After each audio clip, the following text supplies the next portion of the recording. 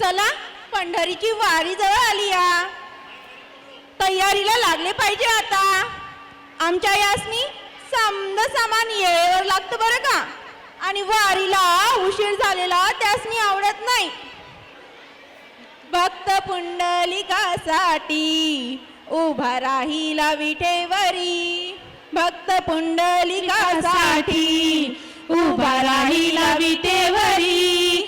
धनी मलाही दाखवाना विठुरायाची पंढरी, धनी मलाही दाखवाना विठुरायाची पंढरी. अगं गट्टूची आहे, कुठं निघाली एवढी गडबड कशाची करत आहेस? अगं गौरीची आहे, तुला माहित नव्हतं का पंढरीची वारी जवळ आली या, त्याचीच तयारी करीत आहे. अन गट्टूच्या बानं सांगितलं समद सामान बांधून ठेव म्हणून, ऐन टाइमला गडबड नको व्हाया. असं होय, मम्मी पण येते ना तुझ्यासोबत पंढरीच्या वारीला, मला बी घेऊन चल तुझ्यासोबत. बर बाळ, तू पण चल. माझ्या पंढरीचा पांडुरंग तुला बी धावते आणि पंढरीची वारीची माहिती बी सांगते. वय वय, तर मी पण तयारी करते, मग निघू एक साथ आपण वारीला. हा, पंढरीच्या यात्रेत जे पायी जातात ना, त्या पायी यात्रेला वारी म्हणतात बरं का. अन त्या वारी जे सामील होतात त्यासनी वारकरी म्हणतात. असं होय, आता मी बी वारकरी होय मग. हो ना, आता तू बी वारकरीच आहेस. अन हा, पंढरीच्या वारीत पालखी असते, दिंडी असते, कीर्तन असतो आणि रिंगण सोहळा बी असतो या. प्रत्येक वारकरी विठू माऊलीला पाहायला लई आतुर असतो बघा. विठू माऊलीचं दर्शन किती बी डोळ्यात साठवून ठेवावं तेवढं कमी वाटतं. ते बघ, आता आपली इटू माऊली स्टेजवर येत आहे. खाली बसलेले मायबाप सगळ्यांनी टाळ्या वाजवून स्वागत, ते काय म्हणतात, वेलकम करा बरं. आणि हो, आपल्या छोट्याशा रुखुमाईचं नाव आहे वेदश्री नरवाडे, आणि छोट्याशा इट्टलाचं नाव आहे दक्ष अग्रवाल. आणि आपल्या छोट्या छोट्या वारकरींचं नाव आहे शिवसिद्धी, स्वाती, राजनंदिनी, प्राजक्ता, तमन्ना, अनन्या, मनस्वी, आसावरी, स्नेहल, आरव, अंश, आरुष, यश, समर्थ, अनिरुद्ध, अर्णव, ओम आणि आराध्य.